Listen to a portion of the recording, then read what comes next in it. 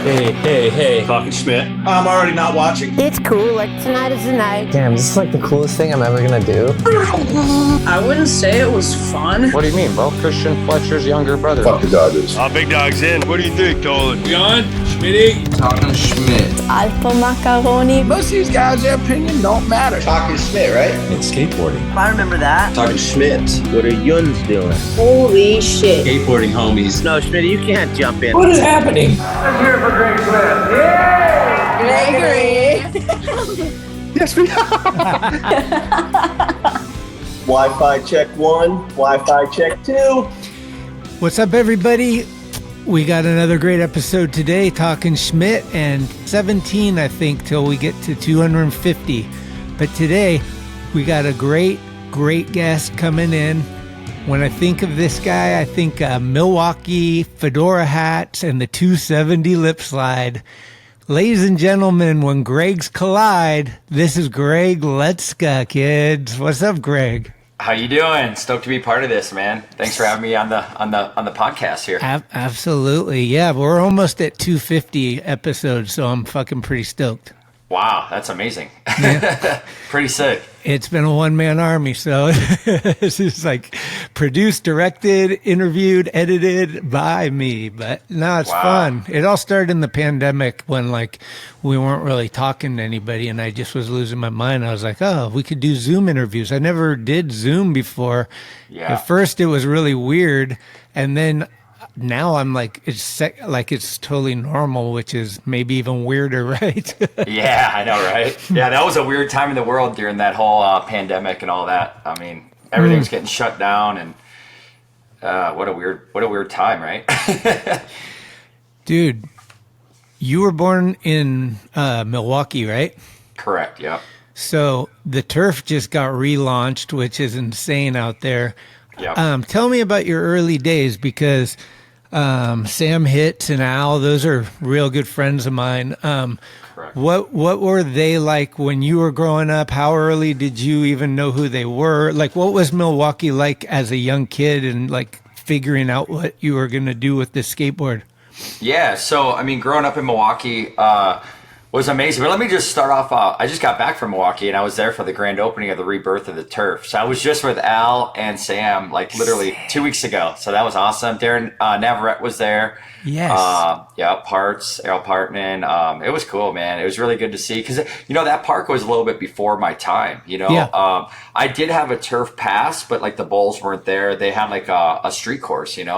But I was such a young kid, and then Al was always doing really cool things with the city, a thing called people uplifting people in life. Uh-huh. And he kind of brought that back now, and they're doing boards and all that kind of stuff, which is really cool. But he would throw these skate jams back in, like at the Cass Street days on the east side of Milwaukee, Wisconsin, right next to Phase 2 Skate Shop. And, skateboarding back then, we didn't really have Four Seasons wasn't around yet, Oh. So my mom worked for the city. And Neil, who opened up Four Seasons, my mom helped get like a $50,000 grant from the city of Milwaukee to open up that skate park, because the turf got shut down. And in between this time, Al and Mark Zitzer from Phase 2, and then Aaron from Sky High, these guys were all doing like tons of skate jams on the east side of Cass Street. And a lot of pros would come in town too. Like there was demos there with like Andrew Reynolds would come in town, like from Birdhouse, and like I'm just a young kid, so I'm like I look up to all these guys, and to this day I still look up to all those guys. Yeah, so like Al, one of my biggest memories of partnering was he did throw like a contest, and they ran out of prizes. I forget what place I got. I definitely didn't win, probably like third or something, right? I'm a young kid, and he ran out of prizes. I just remember him giving his Creature Complete to me, which is really cool.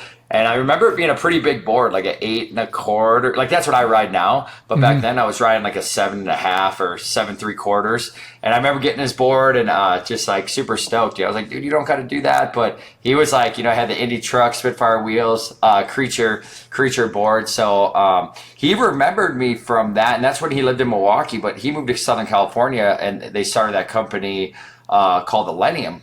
And I don't know if you remember Elenium, but Yeah. So I was riding for Beer City at the time, Beer City Skateboards, which was a local skate company in Milwaukee, Wisconsin. Sure. And I went down to Tampa, and I kind of met up with Al again. Like, he's like, dude, I remember you, man. You were just such a young kid. And, you know, I'm in California now, and we started this brand called Elenium. And, dude, it'd be, like, so sick if you come on board.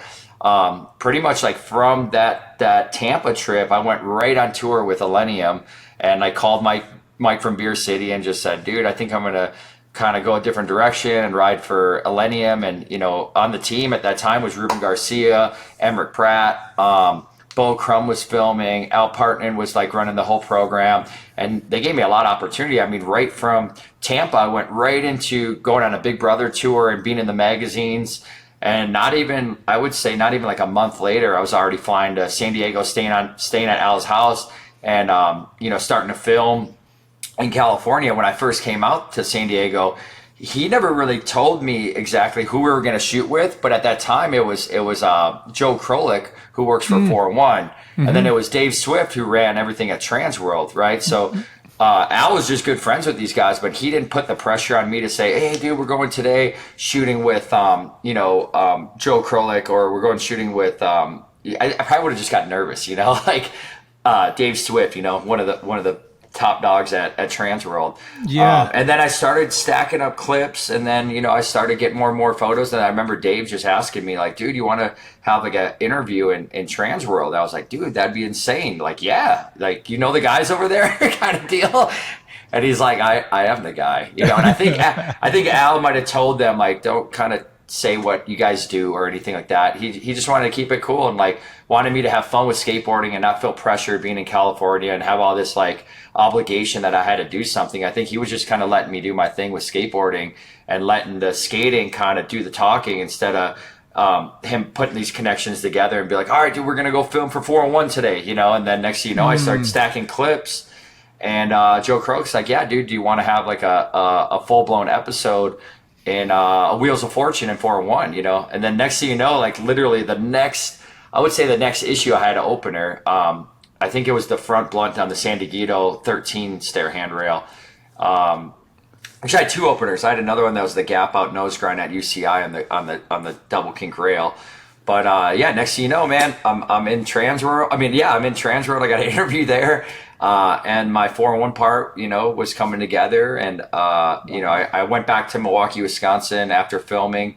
Bo Crum came out and filmed some tricks of me in my hometown, Milwaukee. So we added those to my 401 Wheels of Fortune video part. And from there, like, I knew I wanted to move to Southern California. And then, you know, it's just like one thing after the next. You know, being on Elenium, I met Mike Peterson. Mike Peterson was on Bones Wheels, so I got on Bones. He was on Globe Shoes. He introduced me to the guys at Globe. I got on Globe. Al was on Independent Trucks. Next thing you know, I'm working with Joey Trichet over at Indy. Yeah. And I got on Indy, and it was like things were just happening, you know. It was pretty crazy. But yeah, Al gave me so much opportunity back then. It was like I wouldn't be who I am now, or be even in the place I am in skateboarding without Al, you know. Yeah, Al's the best. He does, like, in general, he just has that way where, you know, he was a team manager for a long time, and that's one of the skills, is just to make everybody feel comfortable. Like, the guys that put too much pressure on people, they're doing it wrong, right? You just like, let's go have fun. That's what skateboarding's about. And with that, we'll produce a lot of cool stuff. But when it's like, you're stressing, it's like, that's not going to work. Yeah, and that's not fun, you know. So he, even on tour, man, he never really put a lot of pressure on me to do certain tricks or whatever. I just kind of, I don't know, man. I just, you know, I love skateboarding. I just did what I did, you know, and he just put the right connections with the right people, and it just kind of it all worked together, I guess, you know.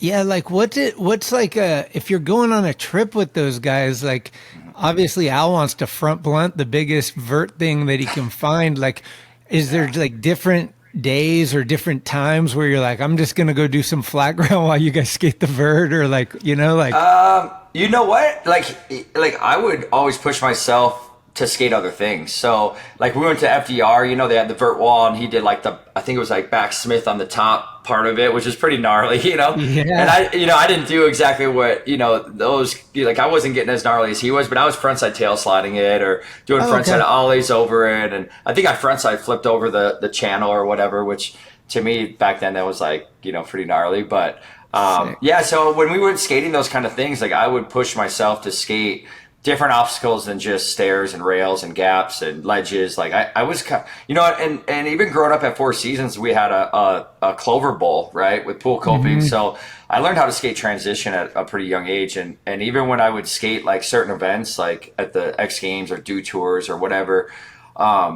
it helped me during that time because I just had more flow on the course. I was doing front blunts on the quarter pipes and alley-oop, on the like it helped me be more of a diverse skateboarder. That gave me more flow for the course, I guess you could say, than just kind of like dropping it, hitting the flat bar, stopping, dropping it again. Like I had more flow because I knew how to skate transition, which ultimately was, it just made skateboarding more fun. And I guess when you skate a contest like that, it just flowed better. Like some of these guys, like, and I don't want to like name names, but some of these guys like just skate strictly street, man, just like they're lead skaters or they're, so they would hit an obstacle and they would go up to the quarter pipe and not really know what to do, like, and then put their board down and drop in again. You know what I mean? Like that's just what it was. Where, even Sheckler had a lot of diversity too. He could skate the quarter pipes and launch off. And I think he had a mini ramp in his backyard. So he knew how to skate a lot of quarter pipes and just transition in general. But one of my favorite things to skate to this day now is skating mini ramp. You know what I mean? Like it's not as like crazy on the body. You know what I mean? Sure. Like, yeah. Jumping down 15, 16 stairs nowadays isn't like the most fun for me. I guess you could say it. At 40 years old, Yeah, you get older and all of a sudden, oh man, tell me about it. Yeah. Was there anything between Elenium and Almost, like board sponsor wise? Yeah. So at the time I rode for Volcom, right? And Remy Stratton introduced me to the guys at Deluxe. And so I had an opportunity to ride for Crooked for a little bit, and Crooked was kind of, I would call it more of a guest board. Gons did paint 2 boards for me, which was amazing. But at the end of the day, like I was only there for about 6 months, and I remember Rodney calling my phone, and it was just like I lived in Southern California. Those guys were in Northern California. I skated with Sheckler a lot. I was friends with Rodney from being on Globe. I got to meet Haslam and Day One and these guys, and they were creating a new company. And it was like, man, we're going to create this new company. And me and Ryan just skated a lot together, so I just kind of wanted to be with the guys that I was comfortable skating with, that I was with every day, I should say. And so I look at the Crooked boards just more of like a limited edition kind of guest board situation than like being on the actual team and riding for them. But yeah, I did have Gons painted 2 boards for me, which was amazing. That's cool. They're like full wall hangers now. For and sure. I had a one Crooked ad. It was a switch flip down the 11th stair in the freezing cold at my high school back in Wisconsin. We flew back to my hometown and shot this switch flip that I really wanted to do back then. Yeah. It was cool. And then, when I started filming for round 3, I'd already dropped out of high school, moved to California, was living on like basically on the like on a mattress or whatever, futon mattress with like 2 of my other buddies in this little small 1-bedroom apartment that we just kind of renegade style, man. We each spent, I think it was like it's $1,200 for the 1-bedroom in Huntington Beach. So 4, 8, 12, $1,200. And so $400 a pop, or person, I should say. We just made it work. And during that time, I was just fully filming round 3, and I filmed that video part in about 8 months. Okay. So we just every day just filming. And I'm like 17 years old, 18 years old at this time, and I don't even remember getting sore. Like kind of like every day just skating. Yeah. It's like now if I go skate, like like the next day you're feeling it. Yeah. That's called age, right? Crazy how the body changes, I don't remember. Were you part of the King of the Road when Almost went? Yeah. I mean, that was baby Shex, like a little. Yeah. Shex is younger than you, right?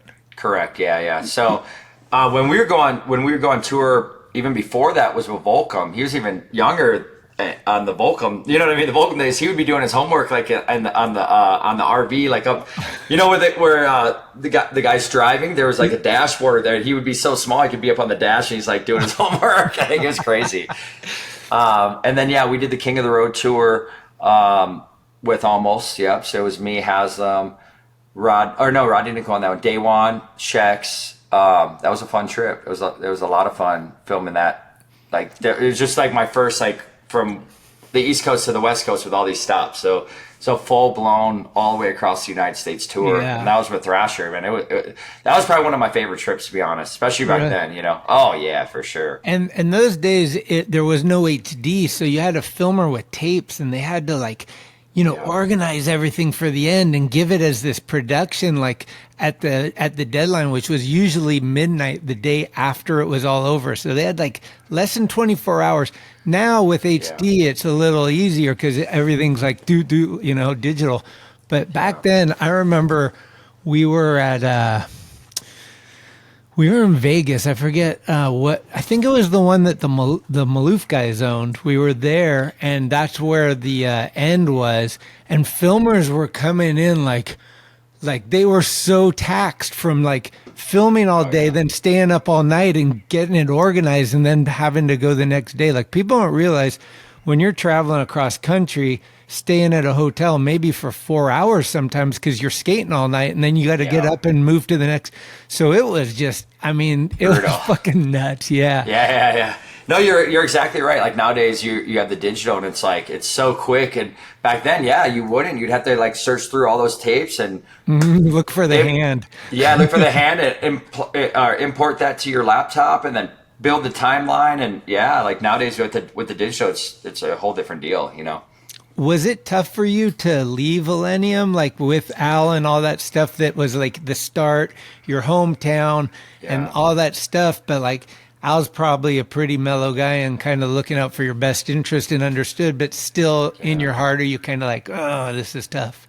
It was very tough, but to be honest, like I rode the wave till it was done. Like Elenium, so like Al called my phone. It was like, Elenium's kind of, it's just not moving forward, man. Like, it was owned by Sector 9 and they just, they kind of just, it just wasn't.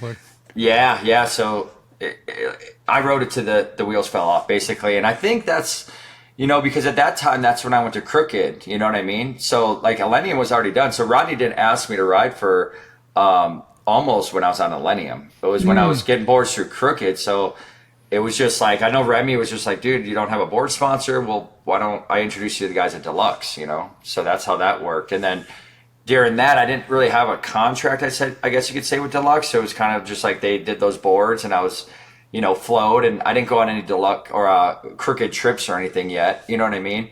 And that's why I said it was like 6 months and boom, next thing you know, Rodney was calling my phone to be on almost, you know? What is like your relationship with Rodney? Because Rodney is a very unique individual. I mean, he's Rodney. Like you can't even explain it. But like, me and Haslam always like to this day, we're like, because I filmed an Ask the Felper with Rodney and Jake in one room, and it was just those two, me and Haslam. And we, to this day, we're like, dude, that was insane.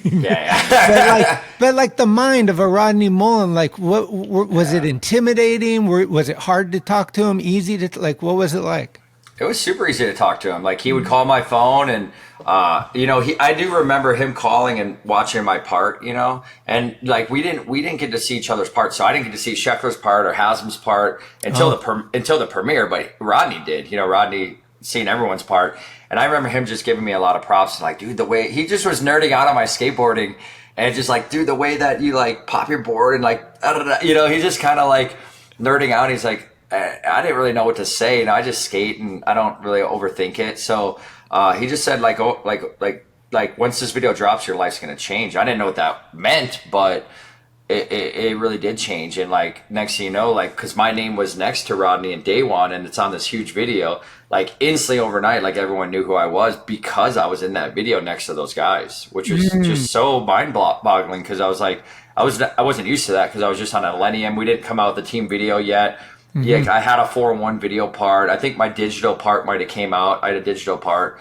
But yeah, being next to Rodney and Day One in that video was like, and then we did a whole world tour and it was just kind of crazy, like going on those trips together and being at these demos and showing this film. Kids would come up to me and like know who I am in like random places, like just middle of Europe, you know? And it was all because of that video. It's crazy. Like, yeah, dude, I was going to ask you, you kind of just answered it maybe, but like, to kids today, how would you explain getting a spike in life before Instagram? Like now you get all these followers and you're like, I must have got a Sheckler bump or whatever. But before there was Instagram, like how did you, when you drop a part, what kind of things are like, is people calling you like, hey dude, I want to sponsor you? Like, is people being friendlier to you? Like what kind of stuff are you actually noticing? Yeah. I guess as a kid, you know, I was sending out sponsor me tapes to like Toy Machine, to Shorties, to all these companies in California when I was living in Wisconsin. But my talent wasn't there yet, you know what I mean? Yeah. But like I knew I wanted to be a pro skateboarder at such a young age, you know. I just wanted to travel and skate and do what I love. I only really had one job to this day in my entire life, which was a paperboy when I was like 14 or 13 years old. And back then I was like, well, this isn't what I want to do. So at that point, it was kind of like, yeah, I was sending out sponsor tapes. It really didn't happen for me until I went to Tampa Am. Once I was at Tampa Am, you know, everyone in the industry was there. You had guys like Chris Cole, Mark Appleyard, Caswell Berry, Sheckler, you know, all these dudes, Jeremy Rogers, Paul Rodriguez, all these dudes were in my kind of same era, I guess you could say, right? And you would have like Mickey Reyes from Deluxe there, and you'd have Al Parton there, and you'd have all these pros there too, and team managers. And my name really got recognized, I'd say, at Tampa, doing good there. And then really, you know, Instagram and social media is such a weird thing, but because that is how guys, I guess, get noticed nowadays, or on the barracks, or, you know, like that kind of thing.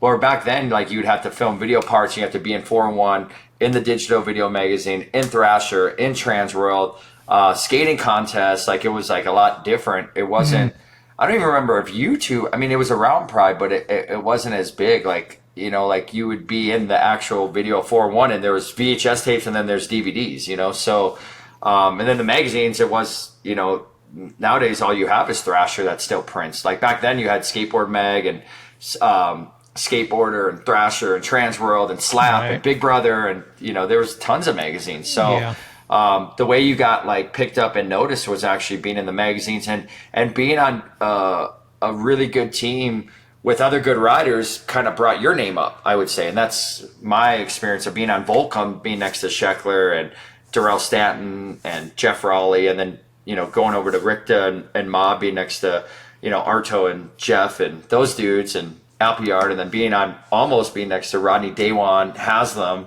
you know what I'm saying? And then on Globe, being next to Mumford.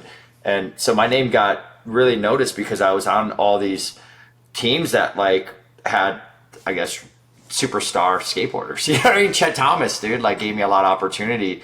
Right. And still me and Chet are like really, really close, you know, and being on Darkstar for, man, almost over 15 years, you know, he's given me so much opportunity, almost 20 years, you know. So after almost, I went to Darkstar.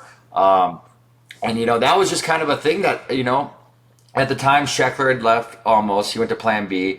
I was hanging out with like Ryan DeCenzo a lot, PLG, Adam Diet. I was always close with Chet.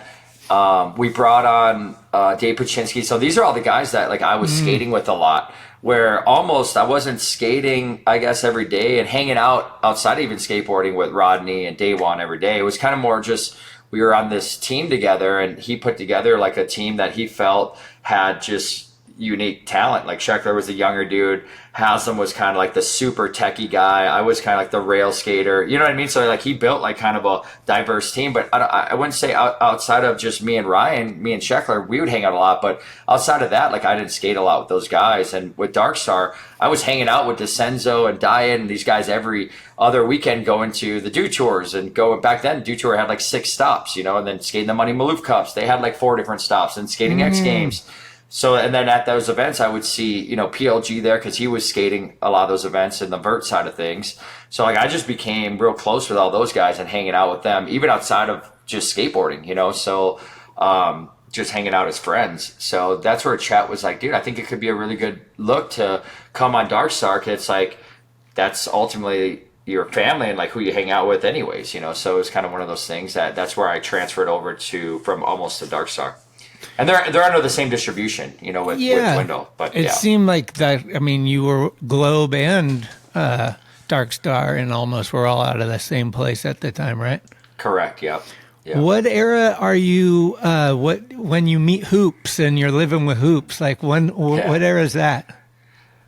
I met Hoops when I was 16 years old. First time going to Australia on an airplane, and he was doing all these card tricks, like, on the plane and all that stuff. And then Chet, I just happened to sit next to him on the plane, and Chet's like, "All right, you guys are rooming together." And then we just became buddies, and like it was the first time filming with him, and I just wanted to skate. So like right off the airplane, like it's in the Almost video, like where I do all those tricks on that little rail. It's like kickflip backflip, I do the tray flip lip and kickflip front board, and like that was in Sydney, Australia, and like right off the plane, like we didn't even get to the hotel. Pretty much, we just got to the hotel, checked in. I was like, "Let's go skate." He's like, most people would like chill for a day and let their. Aren't you jet lag, bro? Yeah, I was like, let's just go film. Let's I was so hyped, and so we just became really good friends, and that's how we filmed so much, because we hung out every day pretty much together. So we just laugh and skate and just, so when I moved to California, it was all new to me. So like, I was just like, take me to whatever spots, he's like, "What do you want to skate?" I was like, anything, and he knew all the spots. So every spot that I would go to was new to me. You know what I mean? So he would take me to these spots that he's been going to for the last, I don't know, 10 years or whatever. But to me, they're brand new. So I would just want to throw down as many tricks as I could at every spot I went to. And that's probably why we were able to film the Almost Round 3 video part so quick, within 7-8 months, And he ended up filming all my video parts. He filmed a lot of stuff with the digital video, the Almost video, the Glow video part, the Oakley video part, a lot of the Darkstar stuff. And he ended up moving in with me, and we would just skate and play beer pong at night and just have fun, and we'd have chicks by the house. And he ended up meeting his wife at my house, and then after living together for, I would say, like 6 or 7 years, then he ended up getting engaged and married, and now he's got a kid, and he's living an adult life. Life's nothing but a picnic and a bottle of red. That's what he would always tell me. Yeah. No, he came onto my radar. I don't think you were there, but it was the Buster Bale contest. Sheckler and him pulled up, and he was dressed like Paul Revere or something. He had like the full on costume, and we're like, "Who is this guy?" Yeah. No, I remember him wearing all those goofy costumes, and that blew up his name huge. I mean, people were just like, "What the heck?" And then he became like Plan B. He was like the filmer, but then he went from Plan B to filmer to like team manager, which is pretty crazy, But Sheckler won that event, the Buster Bale. He tray flipped that was. I mean. It. I hate to say it was his biggest day because Sheckler's had so many, but he fucking went off that day. It was like the Sheckler show. It was like backflip fakie, fucking, like I forget all the shit he did, but I think backside flip the stairs. Backside flip, tray flip, backflip the rail to fakie. I wasn't even there and I know the tricks he did. No, it was a big day. And I remember that really, ever since that day when Jake and I would travel and we would see Ryan, Jake would take a lot of extra time to like sit down, and like he really gained Jake's respect, which isn't always doable for people, so. Yeah, I remember when I went to Thrasher, the head course, for the first time, Al brought me in the office and meeting Jake Phelps for the first time. And he's just like, "Why don't you just go to the biggest rail in town and backflip that shit?" And that was the Buster Bale rail. And back then the rail was like, I remember it was pretty big, and then it was like, it was like bent at the kinked at the top, right? And the ground wasn't that great, I'm sure for the contest they smoothed it out and they put Bondo or whatever. Yeah, they did. Yeah. So and I remember like going to Al, like, damn, he's like the main dude at Thrasher, he's kind of a dick. and then he's like, "Dude, if he's that way towards you, that means he likes you, bro." Yeah. And then I was like, "Well, let's go to that rail and let's check it out." So we went there. I ended up back lip sliding it, and and then going back to the office and like putting the photo on his desk, like.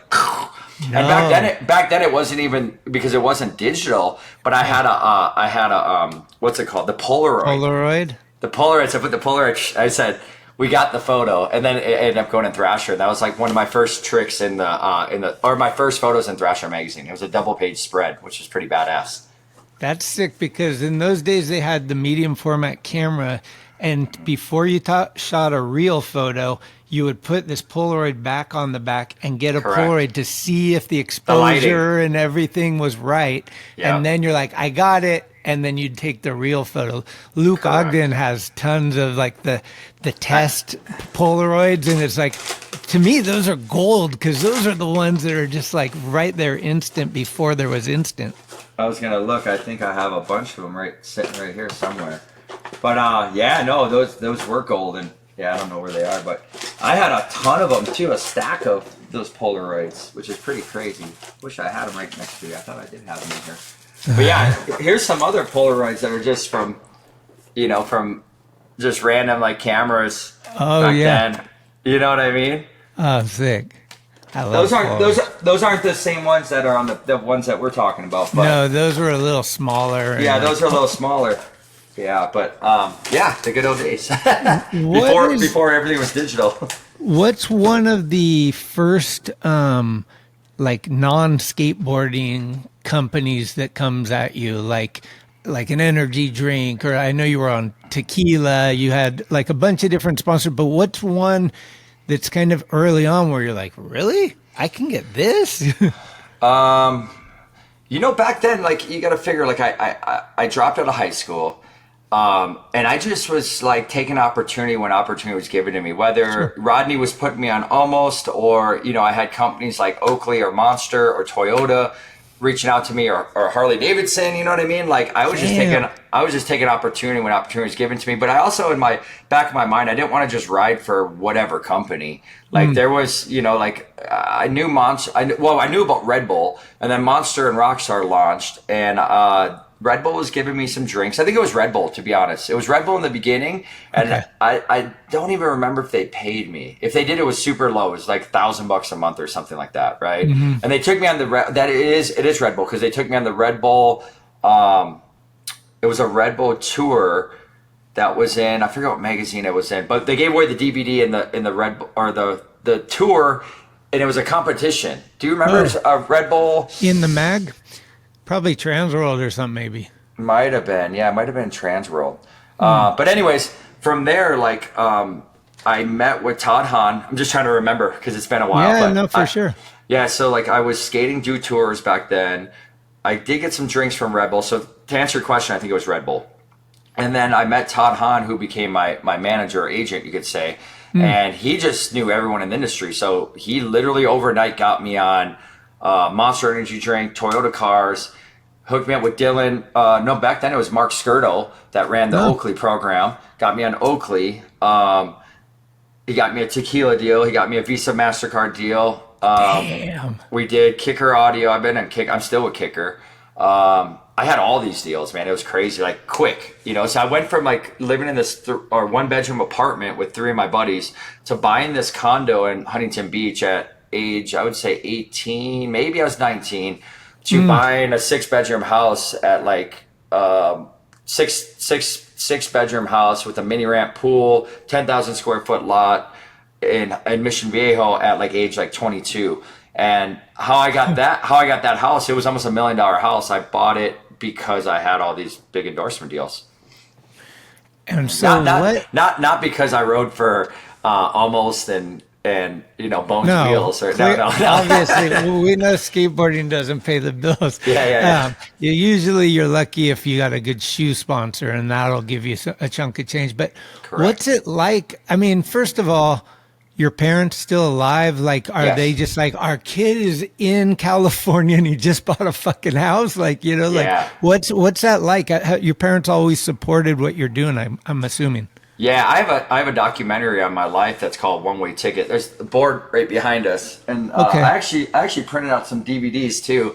I know people don't use DVD players anymore, but now it's on Apple TV. It's on Amazon Prime, so if you have Amazon Prime, you can watch it for free. Oh shit! Yeah, so it's called One Way Ticket. I gotta check it. I haven't seen it. Yeah, it's One Way Ticket. So we did a premiere in Newport Beach at the Newport Beach Film Festival, won Best Action Sports Film Award, and then we went back to my hometown, Milwaukee. We sold out that movie theater as well. And we won more awards on the film. And then that's where I brought it onto Apple TV. Then we got it on Amazon Prime. But anyways, yeah, so my parents are in it. It's a whole story. Al Partnon's in it a ton.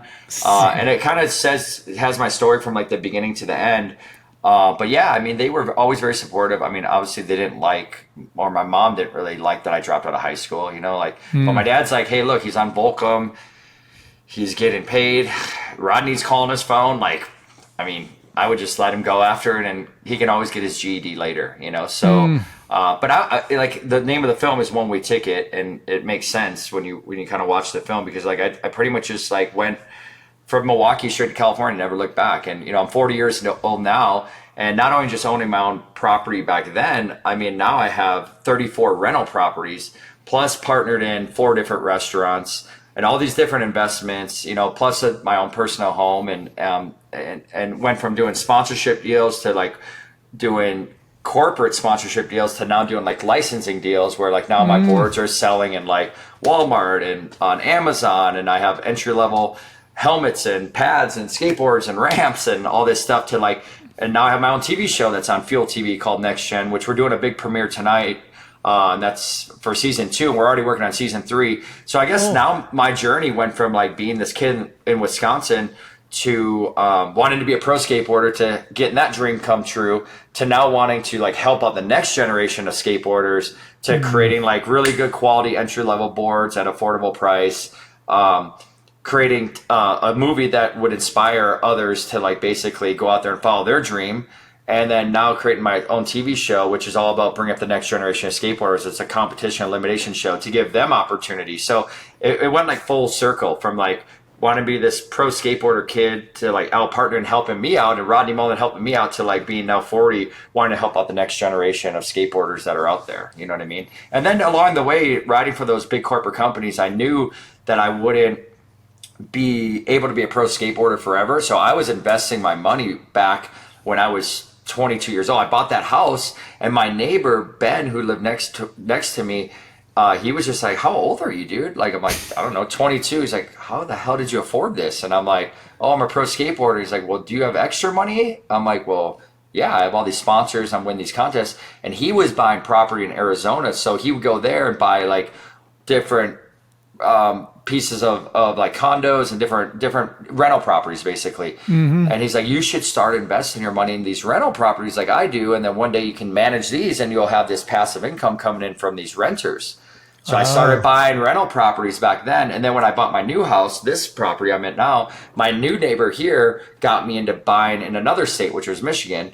And I started buying more rental properties there. Now I have like an apartment complex there, and I have triplexes and duplexes. And it really kind of escalated to like buying these small little condos, to buying duplexes, to buying triplexes, to now buying apartment complexes. And then I'm a partner with a storage facility. We have 170 units of storage.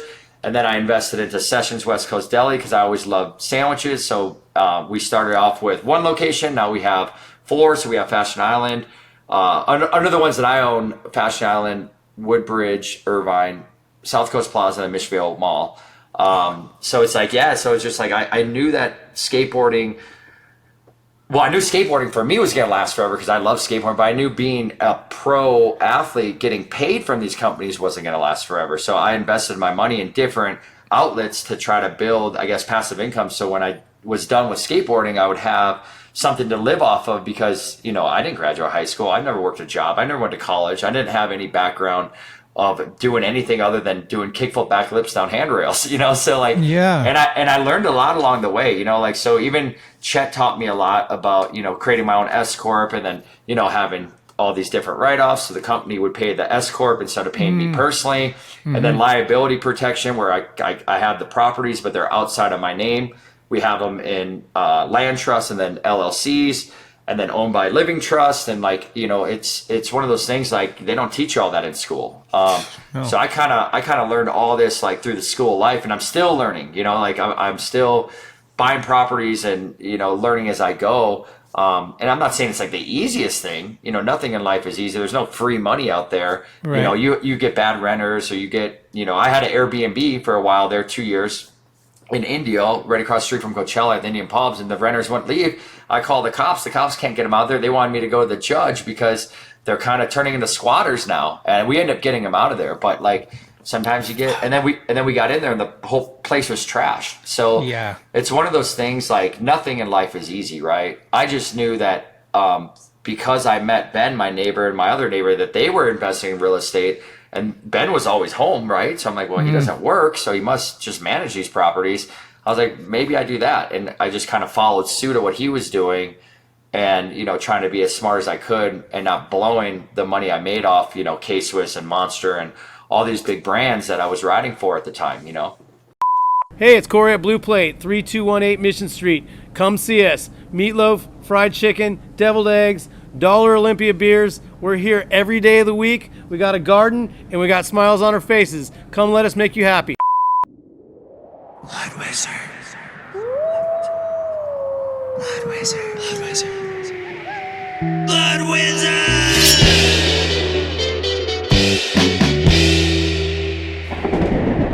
Shop.bloodwizard.com. Tickety tack.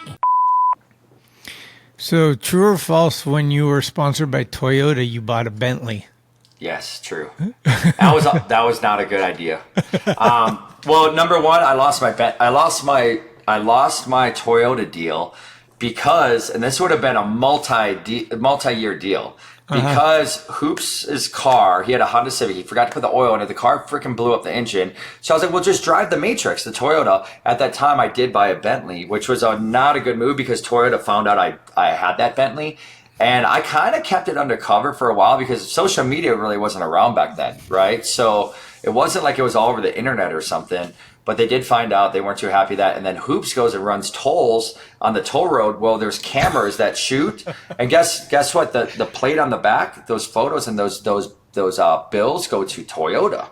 So all of a sudden I get a call from Todd, my manager at the time, my agent, and he's like, I don't have good news. I go, what's up? He goes, I think Toyota's going to like cancel your contract. I go, well, why would they do that?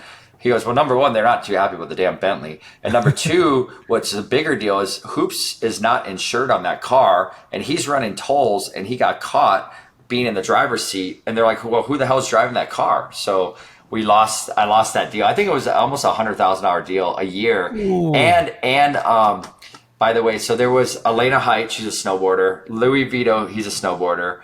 Bob Burnquist, Jamie Bestwick, and myself were on the team.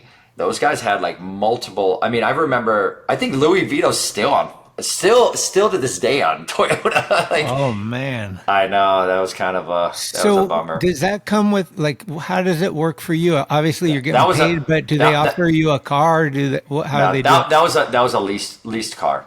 Mm. Yeah, so I was getting paid really good, but the car, they weren't giving me the car. The car was leased through their company, and I'm on their insurance. And, you know, so it is a Toyota. They're paying for I think, you know, I had my own personal insurance for, you know, but they had insurance on the car. They were paying, you know what I mean? The plates were under under Toyota. So if there was anything that happened, the bill would go or they would get notified. Crazy. So I think Omar was on Ford, maybe. He had a truck, I think. Yeah. So I'm like, damn it, Hoops. You know, so, but the Bentley didn't help. The Bentley did not help out the situation. Yeah. And you know what? I'm not a big car guy, but, you know, back then I was making good money. And, you know, my dad just like, buy what you want kind of deal. You know, we were buying the rental properties, but I wouldn't say foolish, but I did buy some things that were probably not the best investment. You know what I mean? Mm-hmm. But, you know, you live and you learn, you know? For sure. But you got to live too. And at the time I was kicking ass. I mean, with financially, you know what I mean? Like on top of all my endorsement deals that were paying me huge, I was winning all these contests. I mean, the Maloof Cup, I won 160 grand. Plus I got matched twice from K-Swiss and then from Monster Energy Drink. So from that day alone, I won over 500 grand. So who's my dad to say, well, don't buy this car? You know what I mean? It's like, the Maloofs was crazy, right? Remember, I think Chris Cole won one year, and then Maloof said, if you win the next year, I'll give you $1 million. Yeah, I think it was the first person to win a certain amount of Maloofs. It might have been in a row or just in general. So I don't know if he ever won. Maybe it was winning 5 Maloofs, or it was something like that. I do remember that. Yeah. Damn, I went and covered a bunch of those, like DC, New York. I forget. I didn't go to Kimberly. That one would have been crazy. Yeah, New York's the one that I ended up winning. Oh, really? One. Yeah, that's the one I ended up winning. And then I went to Kimberly. I did like 2 or 3 of those. That was like Shane O'Neill's first kind of showing, right? The one in New York. Yeah, I filmed that one for sure. Reynolds was there too, actually, that one. Yep. And Andrew never skated contests like that back then. Yeah. You know, and to see Andrew there, that was like a big deal. And back then, you know, you would go to, do tours and stuff, and there was a lot of wooden ramps and kind of, I mean, you had skate light, but Maloofs were the first to do like actual street cement, real cement stairs, real handrails, like, like it was pretty dope. And they actually left that course there for, or they turned it into like a skate park. Like they left it there for the community to skate. I think you can go there to this day and go skate it. You know what I mean? I thought that was like one of the coolest things. Like we're not only going to have a contest here in Hype Scheme, but we're going to give you a skate park and leave it here. Pretty cool. Very cool. What's one of the bigger hijinks moments you remember in the Mission Viejo days? Like you must have been having parties and like doing some wild stuff. Like anything come to mind? I mean, every I wouldn't say every night of the week, but definitely every weekend we had tons and tons of parties. Tons of beer pong. I mean, I remember, one of our good friends, Johnny Doe, Jado, like, he knew a lot of different chicks in Orange County, and he would just text everybody, and we would just bring 30 packs of beer, and we'd have the beer pong table, and it was a legit beer pong table where the cup actually sits in the little holster, and we would have, I rode for Kicker at the time, so we'd have the speakers outside and blaring music. The cops would come a lot, but they were actually pretty cool. They just said, bring the music inside, at a certain level, like after 2 a.m. or whatever it was. Like they would, my neighbors were pretty chill. Like Ben was one of our neighbors. He had like he would say he's got double paned windows or whatever, so he couldn't hear the noise. And he's older, and he loved to just see us, I don't know, living and having fun. And we just brought a lot of excitement to the neighborhood, and some neighbors loved it and some neighbors weren't having it. But I remember anyways, we'd have groups of girls that would come over and they'd be in little cliques and they would vibe. They would vibe a click over here, and they would kind of like, vibe each other a little bit. And me and Hoops would just kind of be like, we'll just let the party go. And when people start leaving, the last girls that were at the house, they'd end up staying or whatever, we didn't give a shit, but we weren't like, I guess you could say we weren't like bad or anything. It was just, we were just having fun. We were loud. We were playing beer pong. We wanted girls over. I had a mini ramp in the backyard. I had lights. We would skate. I had pool. I had jacuzzi. I had pool table in the inside. We had a DJ set up upstairs. Like, oh man, it was just like a lot of good memories and a lot of good times. But we weren't, with the cops came, we were always super cool. There were never like huge fights at my house or anything like that. It was pretty controlled, for the most part. Other than the girls' heels that would fuck up my floors, because I had like real nice hardwood floors, and those floors got trashed from the girls' heels, and just because the music playing, they're dancing in the kitchen, and you know what I mean. The fucking floors, man, they got serviced.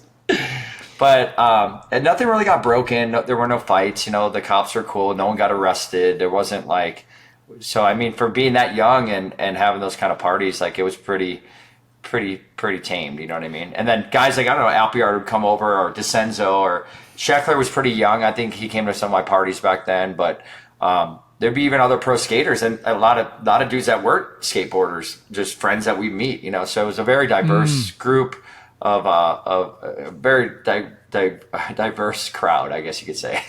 Sure. So it wasn't just like all pro skateboarders. You know what I mean? Yeah. Do you remember? Were you at that contest in Australia, the Globe one? I think Adam Diet won. Yes. Yep.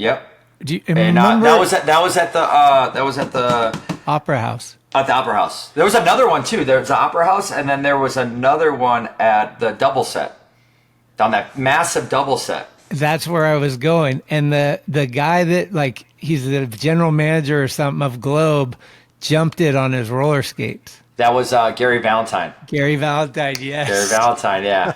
That was a highlight of my entire life in skateboarding. Like, I'll never forget that. He ate shit. Like, the Australia, that time and that era was just so amazing. And we'd go there like 2 or 3 times a year because I was on Globe, and they had the World Cup there in that big stadium. And then they had, they would do the events like at actual street spots, the double, and that was a big ass double set. Like that was a massive double set. I remember Chima, like I remember Chima did backside 3. I remember fakie flipping it, and that was like the biggest, hardest fakie flip I've ever done in my entire life, even to this day. Diet did switch backside 180 heel. I want to say Stefan Janowski did switch flip. P-Rod did like switch front heel, I think it was. Dudes were thrown down back then. And this was like 15 years. This is a long time ago. Long time, yeah. Long time ago, yeah. God. Well, what's going on today? There's a skate life community. Like, tell me a little bit what is like a day. What's going on with you right now?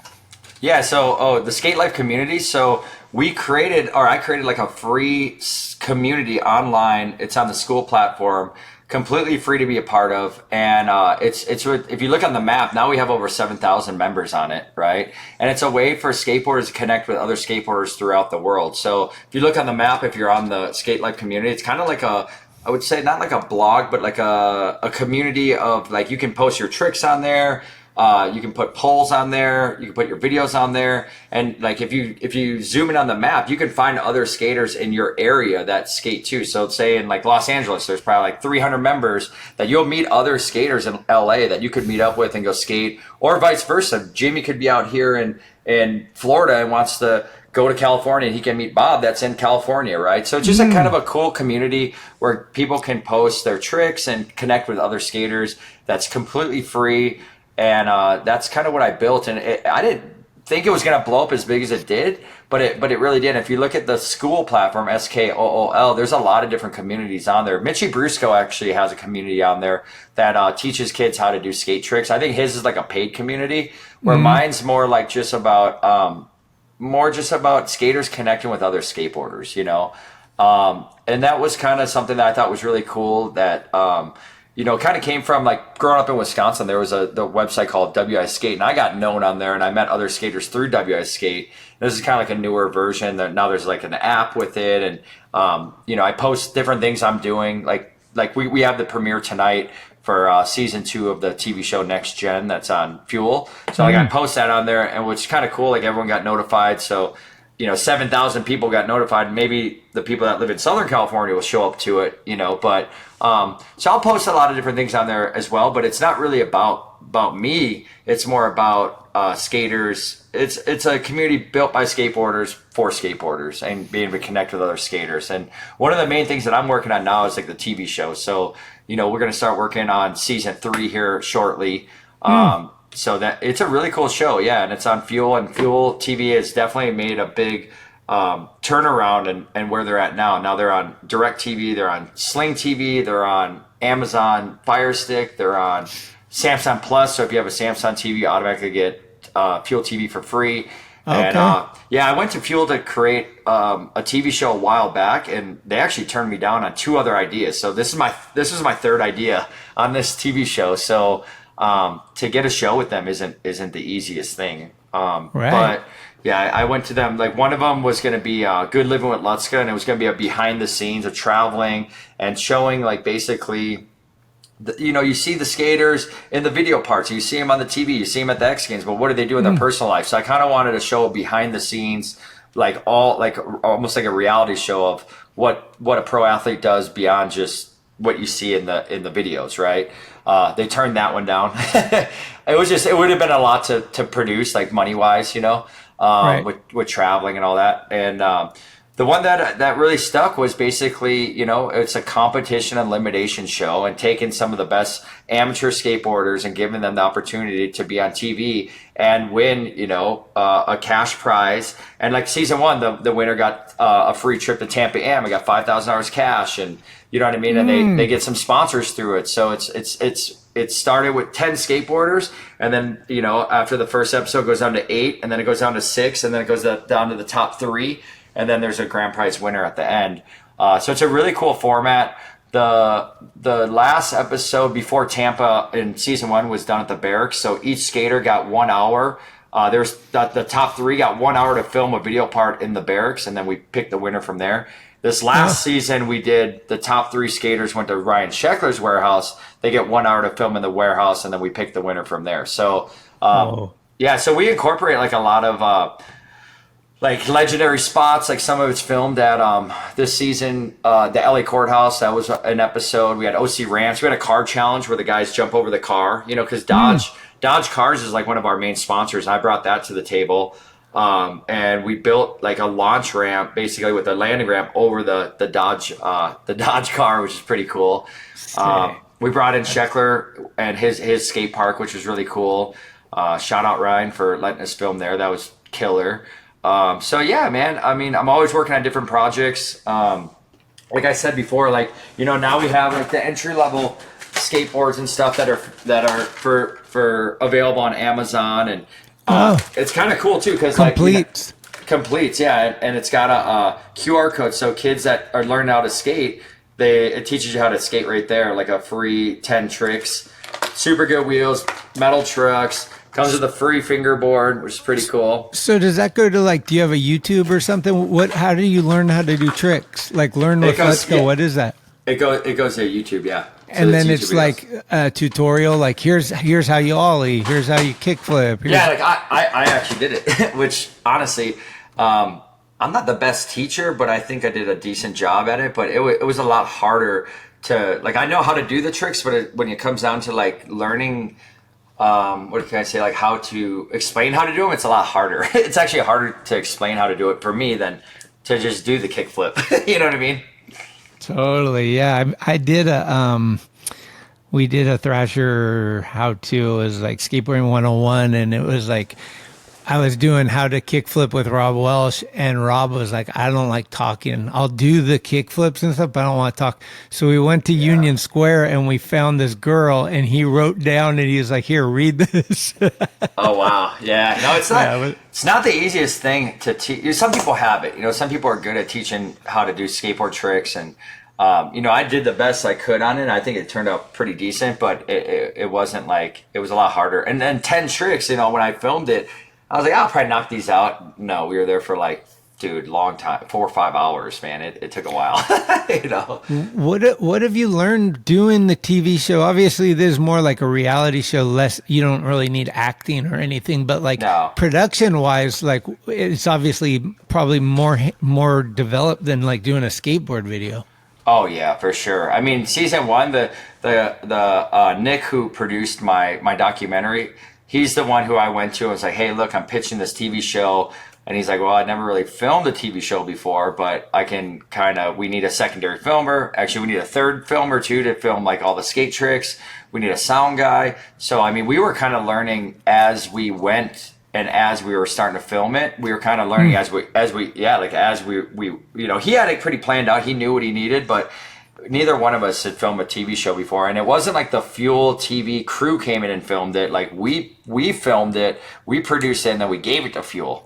Oh, yeah. So that's how that I feel like that works better that way, because then it's like the guys you want, they understand what the look is, and you don't have the arguments about like a non-skater that knows how to film, but he's like, this is what I want to do, and you're like, no. Yeah. I got this little this or that segment.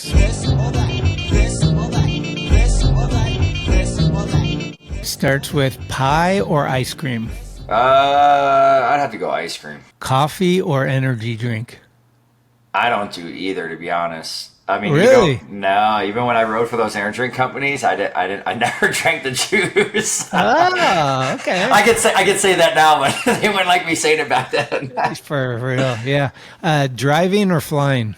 Driving. Stairs or handrail? Handrail. Chicago or New York? Chi-town. Burgers or hot dogs? Burgers for sure. Ain't no damn hot dogs.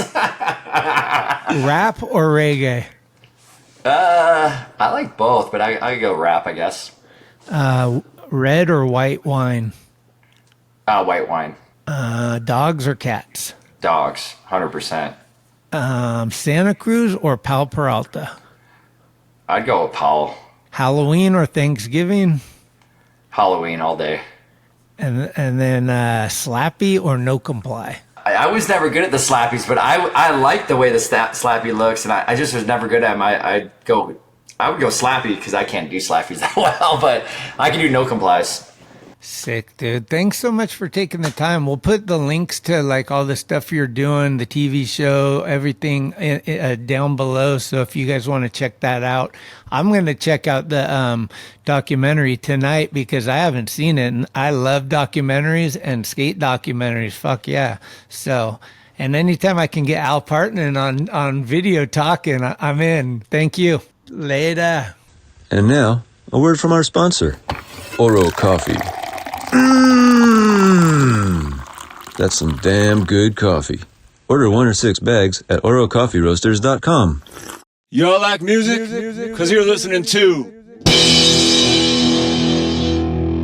SMFM.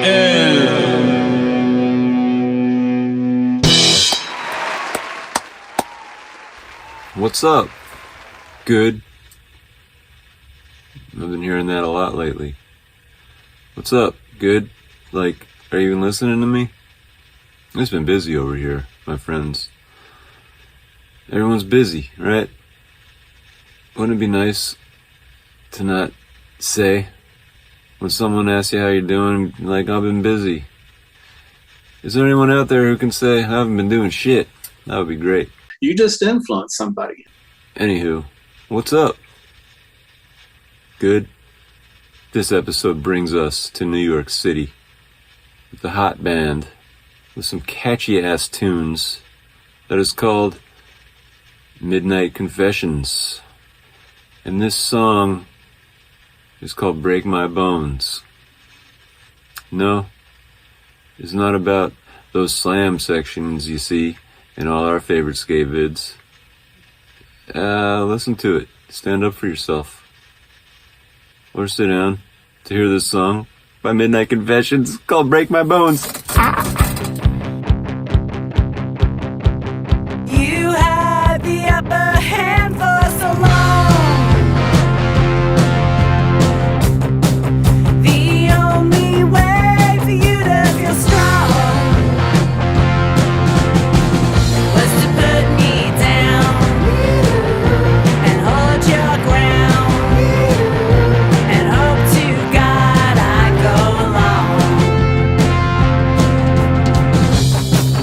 The life of crime is taking a toll.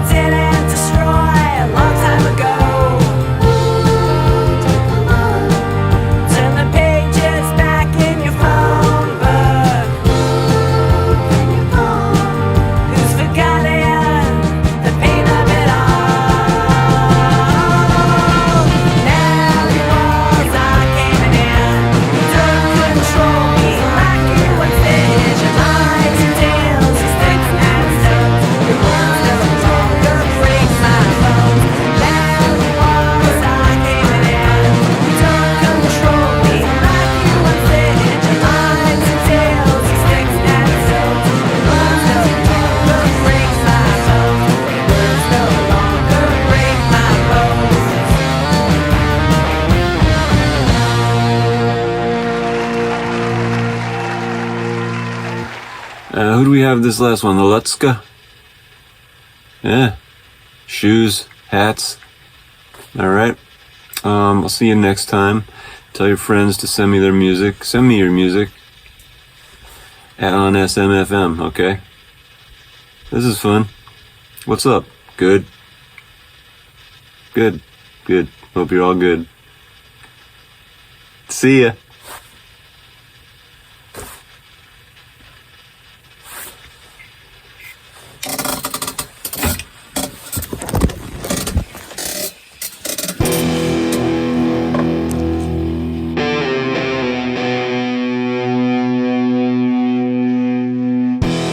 Thank you for listening to another episode of Talkin Schmit. You can subscribe to the show on iTunes, Anchor, Spotify, or anywhere you get your podcasts. When you subscribe, you'll get notifications every Tuesday of new episodes the minute they become available. Also, please leave reviews and a 5-star rating. It's the best way to help the show grow. All of the episodes will always remain free, but if you would like to help support the show, you can do so at TalkinSchmit.com, where you can pick up some merchandise like t-shirts, beanies, hats, and stickers. The website has an entire archive of all of the episodes, with extra photos and videos. Email us with any suggestions, comments, or ways that the show may have improved your life at talkinschmit@gmail.com. All interviews are conducted, edited, and produced by Schmitty. The intro music is Mary's Cross by the band Nature. A very special shout out goes to the executive director, Sharal Camisa. Shout out. Love it! This is Talkin Schmit, where the Rolodex is deep, but the conversation is deeper. Keep the wheels greased.